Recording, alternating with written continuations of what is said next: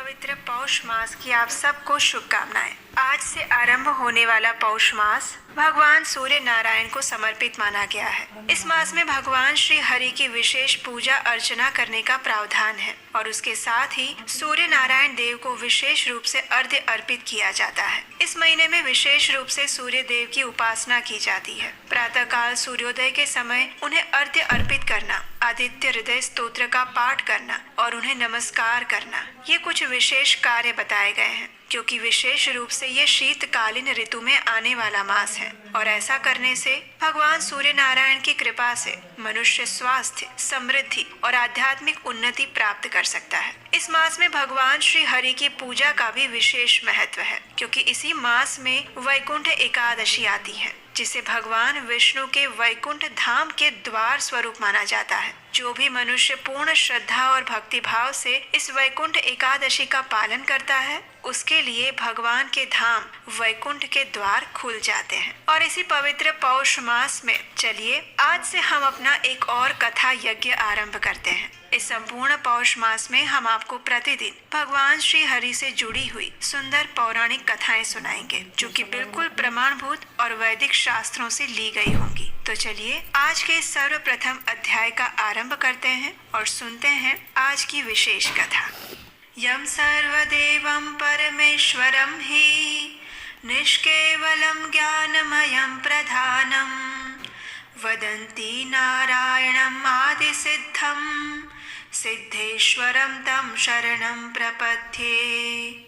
अर्थात जिन्हें सर्वदेव स्वरूप परमेश्वर केवल ज्ञानमय और प्रधान रूप कहते हैं, उन सिद्धों के स्वामी आदि सिद्ध भगवान श्री नारायण की मैं शरण ग्रहण करता हूँ। भगवान नारायण की शरण ग्रहण करते हुए आज की कथा का हम आरंभ करते हैं। श्रील सूत गोस्वामी ने कहा, पश्चिम समुद्र के तट पर द्वारिका नाम से एक प्रसिद्ध नगरी है। वहाँ योग शास्त्र के ज्ञाता एक ब्राह्मण देव निवास करते थे और उनका नाम था शिव शर्मा। वे वेद शास्त्रों के अच्छे विद्वान थे। उनके 5 पुत्र थे जो सभी शास्त्रों के पूर्ण ज्ञान में निपुण थे और इन पुत्रों के नाम इस प्रकार थे: यज्ञ शर्मा, वेद शर्मा, धर्म शर्मा, विष्णु शर्मा और सोम शर्मा। ये सभी 5 भाई पिता के भी भक्त थे। ब्राह्मण श्रेष्ठ शिव शर्मा ने उनकी भक्ति को देखकर सोचा, पितृभक्त पुरुषों के हृदय में जो भाव होना चाहिए वो मेरे इन पुत्रों के हृदय में है या नहीं, इस बात को बुद्धि पूर्वक परीक्षण करने के बाद ही मैं जानने का प्रयास करूंगा। अब ब्राह्मण शिव शर्मा वेदों में पारंगत थे,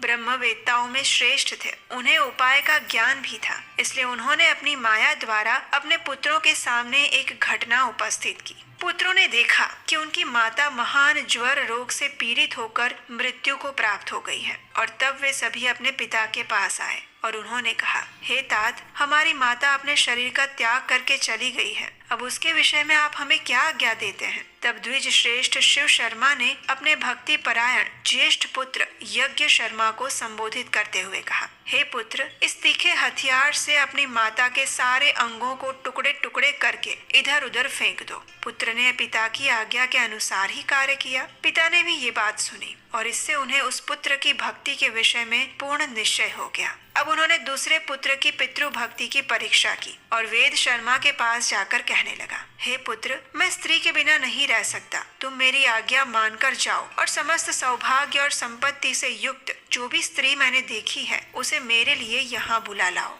तब पिता के कहने पर वेद शर्मा ने कहा, हे पिताश्री, मैं आपका प्रिय कार्य अवश्य करूंगा। इतना कहकर वह पिता को प्रणाम करके चला गया और उस स्त्री के पास पहुंचकर कहने लगा, हे देवी, मेरे पिता आपके लिए प्रार्थना करते हैं। यद्यपि वे वृद्ध हैं, तथापि तुम मेरे अनुरोध से उन पर कृपा करके उनके अनुकूल हो जाओ। वेद शर्मा की ऐसी बात सुनकर माया से प्रकट हुई उस स्त्री ने कहा, हे ब्राह्मण, तुम्हारे पिता बुढ़ापे से कष्ट पा रहे हैं, इसलिए मैं कदापि उन्हें पति बनाना नहीं चाहती। उन्हें खांसी का रोग है, उनके मुंह में कफ भरा रहता है और उस समय दूसरी बीमारियां भी आ गई हैं, इसलिए मुझे उनका समागम नहीं चाहिए। मैं तो तुम्हारे साथ रहना चाहती हूँ, तुम्हारा प्रिय कार्य कर सकती हूँ। तुम दिव्य लक्षणों से संपन्न, दिव्य रूपधारी और तेजस्वी हो। मैं तुम्ही को पाना चाहती हूँ। उस वृद्ध को लेकर मैं क्या करूँगी? हे विप्रवर, तुम्हें जिस जिस वस्तु की इच्छा होगी वो सब कुछ मैं लाकर दूंगी और उसमें कोई संदेह नहीं है। उस स्त्री के पाप पूर्ण अप्रिय वचन सुनकर वेद शर्मा ने कहा, हे देवी, तुम्हारा वचन अधर्म युक्त, पाप मिश्रित और अनुचित है। मैं पिता का भक्त और निरपराध हूँ। मेरे सामने ऐसी बातें मत करो। मैं पिता के लिए ही आया हूँ और उन्हीं के लिए तुमसे प्रार्थना करता हूँ। इसके विपरीत दूसरी कोई बात मत कहना। मेरे पिता को ही स्वीकार करो। इसके लिए तुम चराचर प्राणियों सहित त्रिलोकी की जो जो भी वस्तुएं मांगोगी वो मैं तुम्हें प्रदान करूंगा। तब उस स्त्री ने कहा, यदि तुम अपने पिता के लिए इस प्रकार दान देने में समर्थ हो तो मुझे इंद्र सहित संपूर्ण देवताओं का अभी दर्शन करवाओ। ये सुनकर वेद शर्मा ने कहा, देवी, मेरा बल, मेरी तपस्या का प्रभाव देखो। मेरा आवाहन करने पर ये इंद्र आदि श्रेष्ठ देवता यहाँ आ पहुँचे और तब सभी देवता वहाँ पर प्रकट हो गए। सभी देवताओं ने वेद शर्मा से कहा, हे द्विज श्रेष्ठ, हम तुम्हारा कौन सा कार्य करें? तब वेद शर्मा ने कहा, हे देवगणों, यदि आप लोग मुझ पर प्रसन्न हैं तो मुझे अपने पिता के चरणों में पूर्ण भक्ति प्रदान करें। तथास्तु। ये कहकर सभी देवता जैसे आए थे वैसे चले गए। और तब उस स्त्री ने हर्ष में आकर कहा, तुम्हारी तपस्या का बल तो मैंने देख लिया। देवताओं से मुझे कोई काम नहीं। अगर तुम मुझे मनचाही वस्तु देना चाहते हो और अपने पिता के लिए मुझे ले जाना चाहते हो तो अपना सिर अपने ही हाथ से काट कर मुझे अर्पित कर दो। और तब वेद शर्मा ने कहा, हे देवी, आज मैं धन्य हो गया। मैं अपने पिता के लिए अपना मस्तक भी दे सकता हूँ। ये लो। इस प्रकार कहकर द्विज श्रेष्ठ वेद शर्मा ने तीखी धार वाली तलवार उठाई और हंसते हंसते अपना मस्तक काट कर उस स्त्री को दे दिया। खून में डूबे हुए उस मस्तक को लेकर वह शिव शर्मा के पास गई और तब स्त्री ने कहा, हे ब्राह्मण देव, तुम्हारे पुत्र वेद शर्मा ने मुझे तुम्हारी सेवा के लिए भेजा है। ये उसका मस्तक है, उसे ग्रहण करो। इस मस्तक को देखकर वेद शर्मा के चारों भाई कांप उठे। उन पुण्यात्मा बंधुओं में इस प्रकार बातें होने लगी, अहो, धर्म ही जिसका सर्वस्व था वो हमारी माता सत्य समाधि के द्वारा मृत्यु को प्राप्त हो गई। हम लोगों में ये वेद शर्मा ही परम सौभाग्यशाली था जिन्होंने पिता के लिए अपने प्राण दे दिए। ये धन्य तो थे ही और अधिक धन्य हो गए। शिव शर्मा ब्राह्मण ने उस स्त्री की बात सुनकर जान लिया कि वेद शर्मा पूर्ण भक्त था। तत्पश्चात उन्होंने अपने तृतीय पुत्र धर्म शर्मा से कहा, बेटा, ये अपने भाई का मस्तक लो और जिस प्रकार ये जी सके वो उपाय करो। धर्म शर्मा भाई के मस्तक को लेकर तुरंत वहाँ से चला गया। उन्होंने पिता की भक्ति, तपस्या, सत्य और सरलता के बल से धर्म को आकर्षित किया। उनकी तपस्या से खींचकर धर्मराज धर्म शर्मा के पास आए और इस प्रकार कहने लगे, हे धर्म शर्मा, तुम्हारे आवाहन करने से मैं यहाँ उपस्थित हुआ हूँ। बताओ, मुझे क्या कार्य करना है? तब धर्म शर्मा ने कहा, हे धर्मराज, यदि मैंने गुरु की सेवा की हो, यदि मुझ में पिता के प्रति निष्ठा और अविचल तपस्या हो, तो इस सत्य के प्रभाव से मेरे भाई वेद शर्मा पुनः जी उठे। और तब धर्मराज ने कहा, हे महामते, मैं तुम्हारी तपस्या और पितृभक्ति से संतुष्ट हूँ। तुम्हारा भाई अवश्य ही जी जाएगा। तुम्हारा कल्याण हो। तुम कोई और उत्तम वरदान मुझसे मांग लो। तब धर्म शर्मा ने धर्म का ये उत्तम वचन सुनकर उनसे कहा, हे धर्मराज, यदि आप मुझ पर प्रसन्न हैं तो पिता के चरणों की पूजा में अविचल भक्ति दीजिए, धर्म में अनुराग दीजिए और अंत में मोक्ष का वरदान दीजिए। तब धर्मराज ने कहा, मेरी कृपा से ये सब कुछ तुम्हें प्राप्त होगा। उनके मुख से इस महावाक्य को सुनते ही वेद शर्मा उठकर खड़ा हो गया, मानो वो सोने से जाग उठा हो। और उठते ही महाबुद्धिमान वेद शर्मा ने धर्म शर्मा से कहा, भाई, वे देवी कहाँ गई? पिताजी कहाँ हैं? तब धर्म शर्मा ने सारा वृत्तांत कह सुनाया और ये सब कुछ जानकर वेद शर्मा को बड़ी प्रसन्नता हुई। उन्होंने धर्म शर्मा से कहा, हे प्रिय बंधु, इस पृथ्वी पर तुम्हारे जैसा मेरा हितैषी और कौन हो सकता है? इस प्रकार बातें करते हुए दोनों भाई प्रसन्न होकर अपने पिता शिव शर्मा के पास गए। और उस समय धर्म शर्मा ने अपने तेजस्वी पिता से कहा, हे महाभाग, आज मैंने आपके पुत्र वेद शर्मा को मस्तक और जीवन के साथ यहाँ ला दिया है। कृपया आप उसका स्वीकार कीजिए।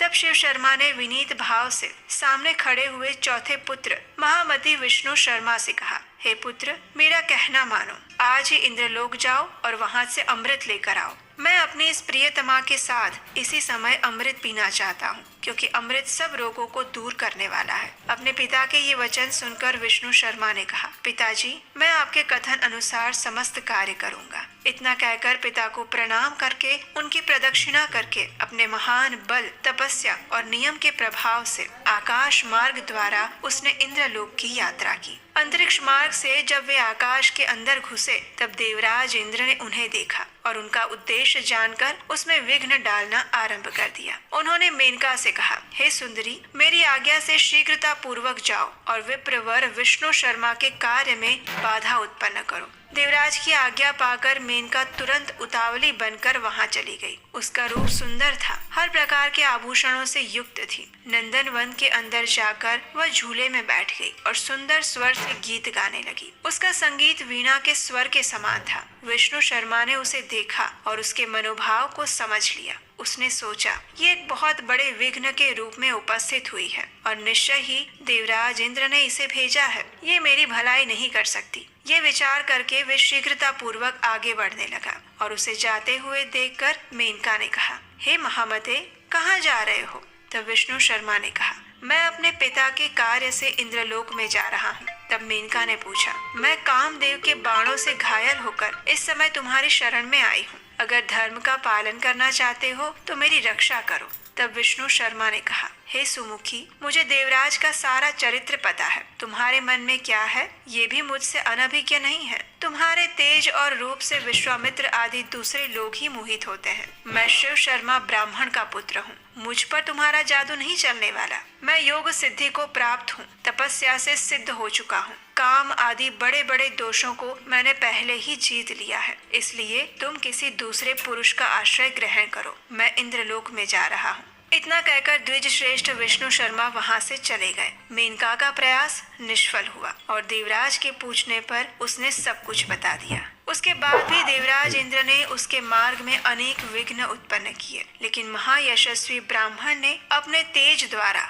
उन सभी विघ्नों का नाश कर दिया। देवराज इंद्र द्वारा उत्पन्न किए गए इन सभी विघ्नों को देखकर उस विप्र वर के मन में अत्यंत क्रोध आया और फिर उन्होंने एक श्राप देने के विषय में सोचा। उन्होंने सोचा, मैं इंद्रलोक से इंद्र को गिरा दूंगा और देवताओं की रक्षा के लिए दूसरा इंद्र बनाऊंगा। जब वे इस प्रकार सोच रहे थे उसी क्षण देवराज इंद्र उनके सामने प्रकट हुए और फिर क्या हुआ ये हम जानेंगे हमारी इसी पौष मास कथा श्रृंखला की आने वाली कड़ी में। उसे सुनने के लिए आपके अपने चैनल को सब्सक्राइब करके रख लीजिए, बेल आइकन दबाकर नोटिफिकेशन ऑन रखिए ताकि कल आने वाली कथा और आज की अगली कड़ी आप सरलता से सुन पाए। और इस पौष मास में भगवान सूर्य नारायण और भगवान श्री विष्णु की पूर्ण श्रद्धा और भक्ति से शरण ग्रहण कीजिए और हम भगवान से प्रार्थना करते हैं कि इस पौष मास के आरंभ से ही वे आपके भौतिक और आध्यात्मिक सभी सुखों की रक्षा करें और आपको भगवान श्री कृष्ण के चरण कमलों में शुद्ध भक्ति प्रदान करें। हरे कृष्ण।